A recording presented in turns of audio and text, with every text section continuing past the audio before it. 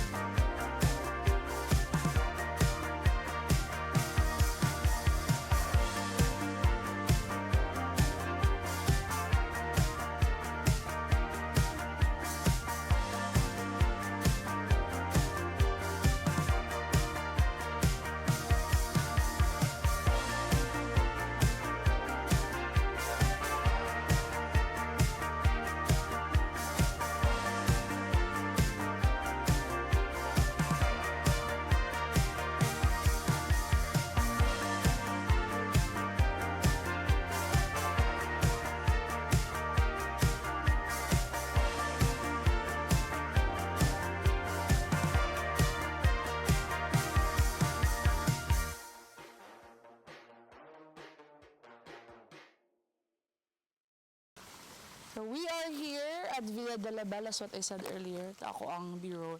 And it's for my son's birthday party. He's behind the camera. Hi. Dili ka. Show yourself, my twin. Oh, my handsome son. So, it's an exclusive place from 2 p.m. to 11 a.m. tomorrow with one room. And if you want to get the extra room, the masters, you can for 2.5. So anyway, it has a pool, my second floor open area, my CR outside, girl and boy, and may isa pa. And then there's like a hall, and then there's a kitchen outside, and my griller. So pwede ka din magluto if you want to cook, naapoy siya kaso for free na. You don't have to pay extra kay di ba ang uban manggod, you have to pay extra and all that. And now I'm going to prepare for the pagbitin for my kids. So my other child is 9 years old, and we have a lot of kids na guests. So I'm just preparing this in order to be prepared. So there's no party really. Di kami naga-party. I mean, there was no program. Just took it easy now, pero I want to give something fun for the kids. So, kanina siya, 25 people para sa overnight. Then, apula na in packages. If ever sobra. I'm not sure kung pila ang per person. Pero kanina siya, matagal na sila, nag-2023 pa sila nag-open. And then, so nice, open area. Ano lang, mag-ready lang ng mosquito repellent kay medyo may mga bamboo, so malamang na yung mga lamok. And we just ask one family member and a church member to cook for us some dish. And nagluto si ate, nagluto siya ng meat. Oh my gosh, meat. So, mo to siya. Currently is what's happening. Normally, last year not last year or previous years, nag-ano ko mga coffee cart, pero wala may budget. So maybe next time. Pero usually na other card, bouncy castle, ana. Pero kini siya just with some friends and family lang jud.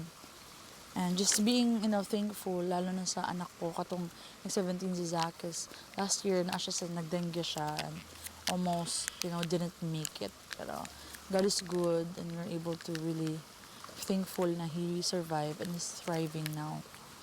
And yeah, my other family members are coming. Si Sal, anak ko 5 and they're almost near.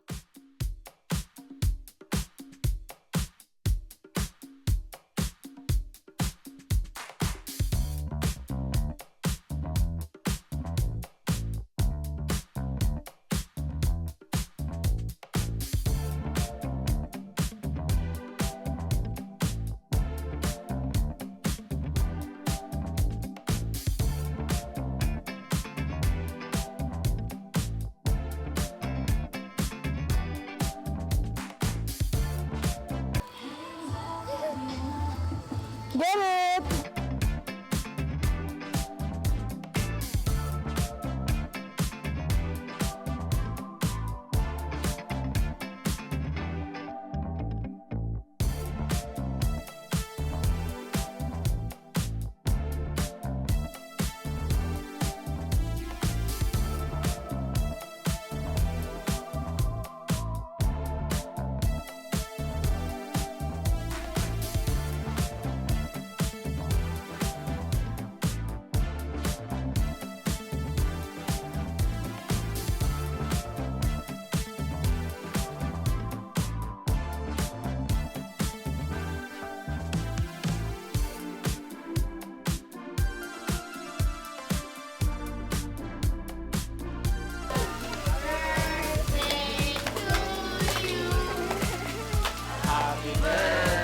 Parang sad na.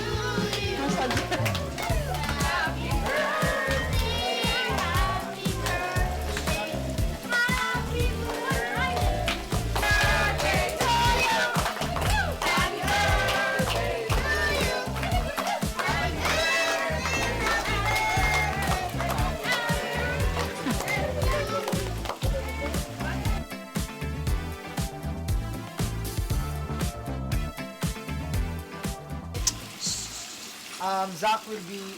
Zach's today is Zach's birthday. Yesterday. Yesterday, and then si Hante end of this month. So it will be a joint celebration for them. But at the same time, it's a important day because it's the last birthday ni Zach before he is going to be an adult. Next birthday. So a very important, and let's also extend our hands as a sign of agreeing and praying over the celebrants tonight.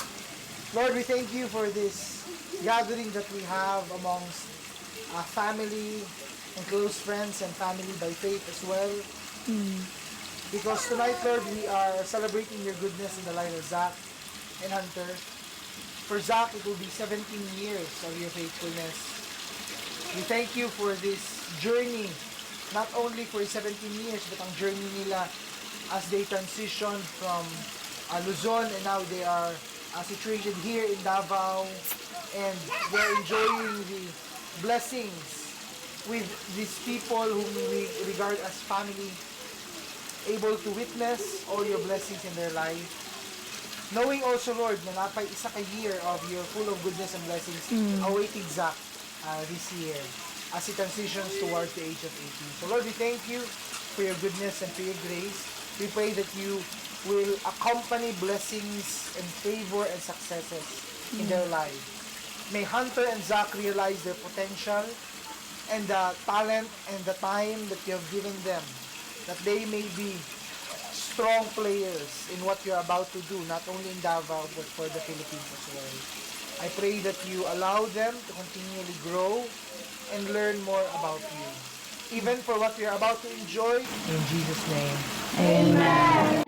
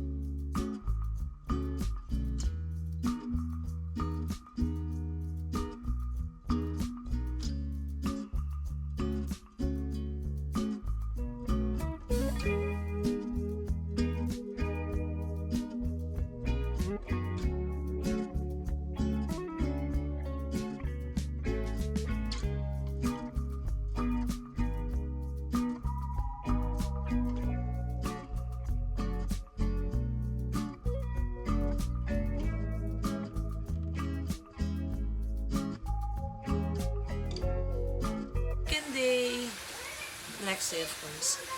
And we're going to cook breakfast because no vegan food for me. And now here's another unlit. So, diba? So nice to have a kitchen. No extra charge even if you use their gasol and their stove. Amazing, diba?